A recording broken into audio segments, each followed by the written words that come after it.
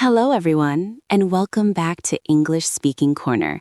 This is your quiet space to practice English without pressure, without stress, and with a focus on building real confidence. I am Sarah, and I am so happy you are here with us today. And I am Mark. It is great to be back. Today we have a very special episode for you. We are not just learning new words today. We are going to talk about a feeling that every English learner knows very well. That is right, Mark. We are talking about that moment of panic. You know the feeling.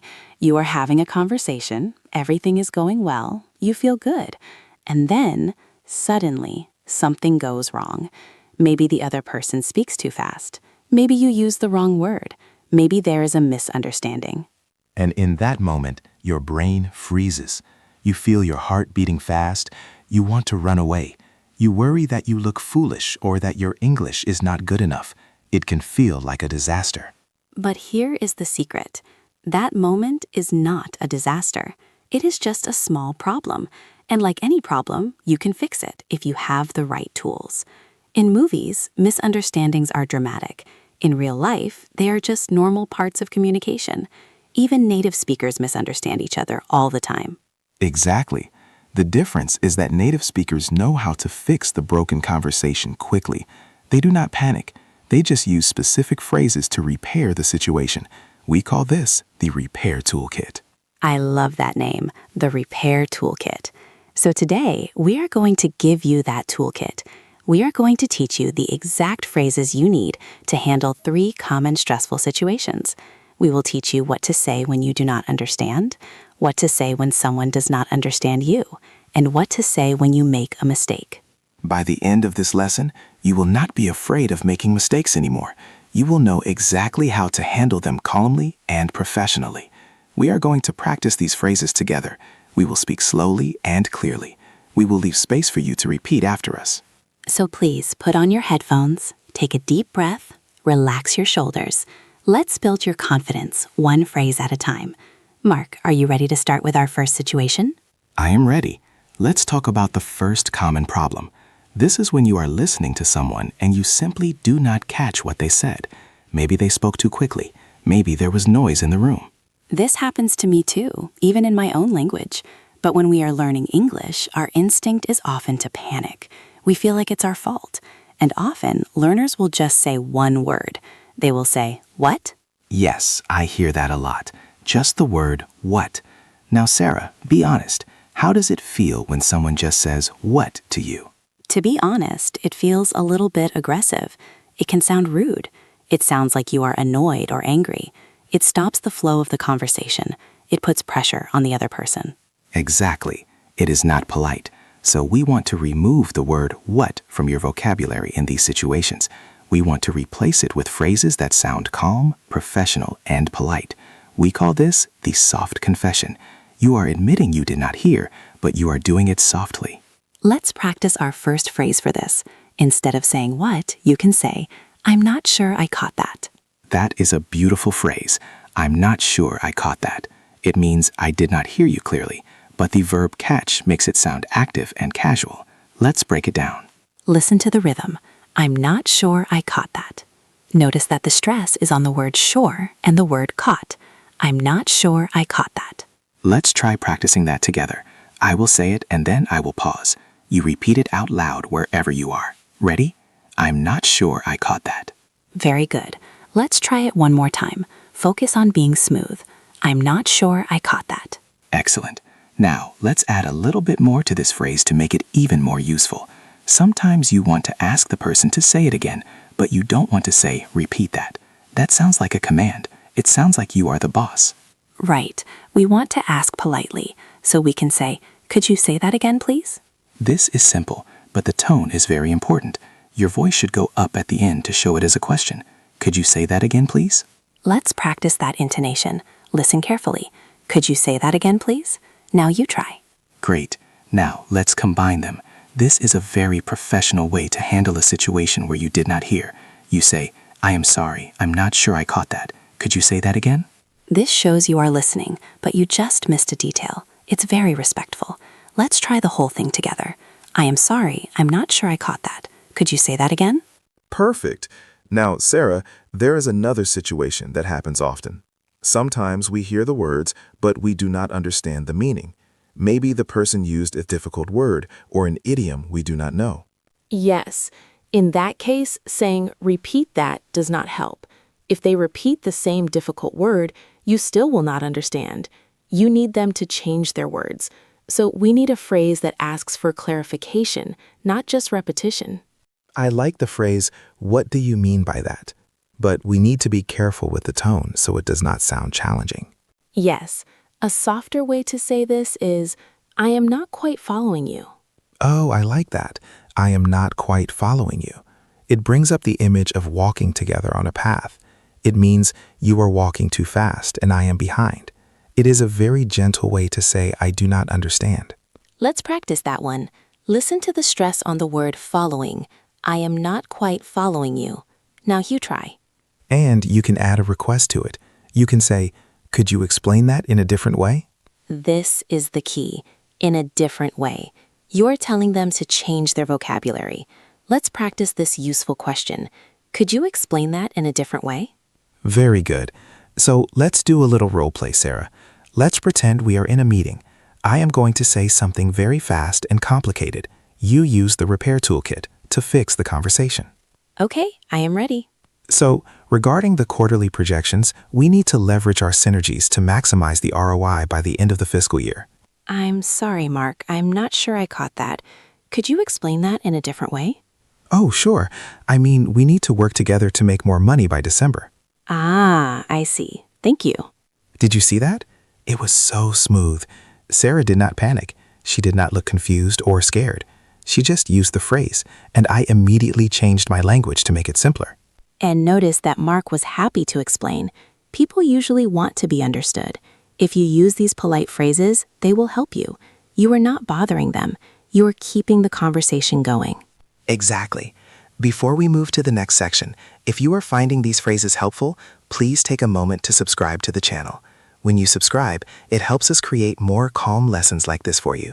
And if you click the bell, you will get a notification every time we post a new lesson, so you never miss a chance to practice. Thank you for your support. It really means a lot to us. Now, Mark, let's move to the second big problem in our repair toolkit.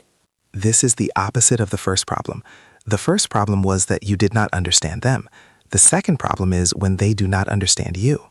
This can be very frustrating.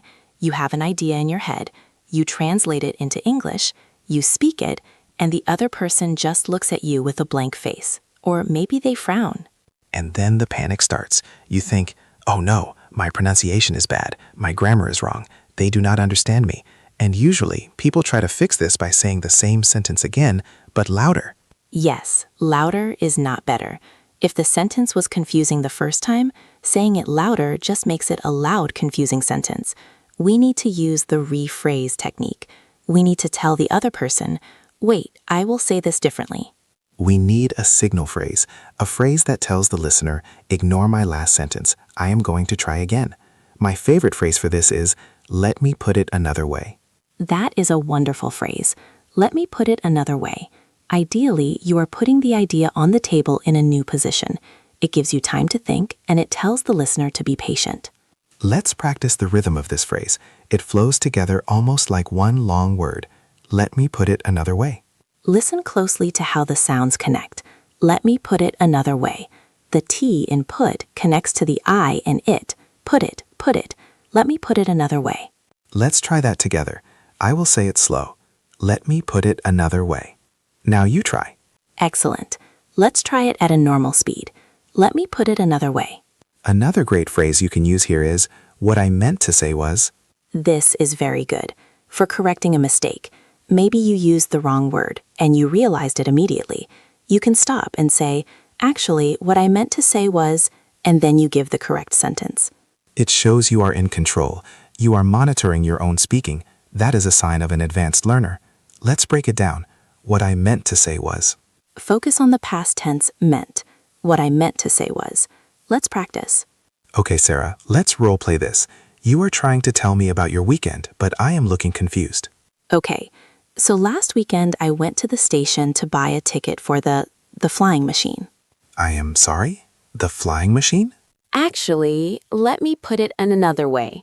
I went to the airport to buy a plane ticket. Oh, you are going on a trip. Exactly. You see, I used the wrong word first. I said flying machine instead of plane. But I did not freeze. I used the bridge phrase, let me put it another way, to connect my mistake to the correct word. It felt very natural. It did not feel like you made a bad error. It just felt like you were clarifying your thought. That is the power of these phrases. They hide the grammar mistakes and make them look like communication choices. There is one more phrase in this section that I really love. It is simply, does that make sense? Oh, that is a classic. You use this after you have spoken for a while, just to check if the other person is understanding. It is better than saying, do you understand? Yes, do you understand can sound a little bit like a teacher talking to a student. But does that make sense? Puts the focus on your words, not on the person's intelligence. It means, did I explain that well? Let's practice that question. It is very useful in work situations. Does that make sense? Notice the intonation goes up at the end. Does that make sense? Now you try. Great. So now you have tools for when you cannot hear and tools for when you cannot explain. But Sarah, there is one more category, the scariest one. I think I know which one you mean. The awkward moment. The moment when you realize you made a mistake, or you forgot something, or something is just uncomfortable. Yes, the diffuser. This is when you need to fix a social error. For example, maybe you forgot someone's name, or maybe you misunderstood a time and arrived late, or maybe you interrupted someone. In these moments, many students over-apologize. They say, I am sorry, so sorry, my English is bad, sorry. And we understand why. You feel bad, but saying sorry 5 times makes you look weak. It makes the situation heavy and uncomfortable. We want to be polite, apologize once, and move on. Exactly. We want to diffuse the tension, not increase it.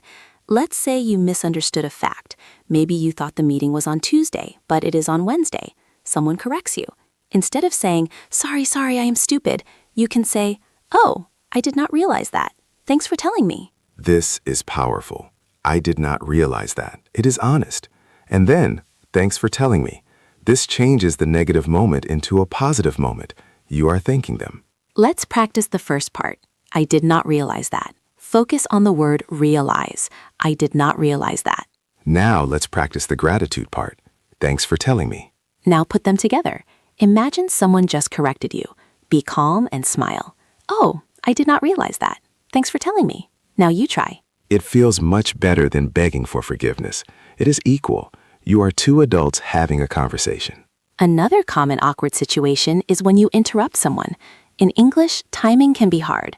Sometimes you start speaking at the same time as the other person. This happens on Zoom calls all the time. We both start talking and then we both stop. It is awkward. In that moment, do not panic. Just smile and say, I'm sorry. Go ahead. Simple and effective. Go ahead means, please, you speak first. Let's practice this small phrase. It is a lifesaver. I'm sorry. Go ahead. Make your voice sound warm. You are giving them permission. I'm sorry. Go ahead. Now you try. And finally, what if you forget a word right in the middle of a sentence? It is on the tip of your tongue, but it won't come out. You are standing there in silence. Do not suffer in silence. Narrate your problem. Tell them what is happening. You can say, I have lost the word. One moment. This takes the pressure off. If you stay silent, the other person thinks you finished speaking. If you say, I have lost the word, they know you are thinking. They will wait for you. They might even help you. Let's practice that. I have lost the word. One moment. Very natural. Now, we have learned a lot of phrases today, but knowing the phrases is not enough. You have to be able to use them when you are nervous. That is why we are going to do something special now. We are going to enter the repair simulator. The repair simulator. This is a practice session. We are going to act out small scenes where things go wrong. We will be the actors, but you, the listener, you have a role too. I will describe a situation. Then Mark will say something to you. There will be a moment of silence. In that silence, I want you to speak out loud using one of the phrases we learned today to fix the problem. Do not worry. After the silence, Sarah will tell you which phrase was the best choice. This is your safe space to practice. If you make a mistake here, it does not matter. Are you ready? Let's begin simulation number 1. Did you try a phrase? A great choice here would be, I am sorry, I am not sure I caught that. Or simply, could you say that again, please? Let's try it again. Imagine the barista is looking at you. Say it with confidence. Could you say that again, please? Good job. Now let's move to simulation number 2. Imagine you are explaining a story to your friend. You try to use a new vocabulary word, but you realize you used it incorrectly. Your friend looks confused. You need to stop, fix it, and explain it simply. What do you say? How did you do? The best phrase here is the bridge phrase. You could say, let me put it another way. Or you could say, what I meant to say was. Let's practice that transition. Imagine you made the mistake. Now fix it. Let me put it another way. Excellent. Now simulation number 3. This is the awkward one. Imagine you are talking to a colleague named David, but you accidentally call him Daniel. He looks at you and says, actually, my name is David. You feel embarrassed. How do you respond without over-apologizing? This is a tough one. Did you say sorry 5 times? Try not to. The best response is, oh, I did not realize that. Thanks for correcting me. Or even simpler, oh, I am sorry. Thanks for reminding me. The key is the thanks. It shows you accept the correction gracefully. Let's try one more time. He says, my name is David. You say, oh, sorry. Thanks for reminding me. Great work. These simulations are very important. You can come back to this part of the video and practice again and again. The more you practice these repair phrases, the more automatic they will become. And that is the goal. We want these phrases to be automatic, so when the stress hits you in the real world, your brain does not have to think. Your mouth simply knows what to say. It is like a reflex, like catching a ball. If someone throws a ball at you, your hand moves up automatically. If a conversation problem is thrown at you, your repair toolkit should open automatically. Sarah, before we finish today, I want to talk about one last thing, the mindset of a confident speaker. Yes, this is the foundation of everything. Many learners think that a confident speaker is a perfect speaker. They think confidence means never making mistakes. But that is a myth. Confidence comes from knowing you can handle mistakes. Think about a skilled driver.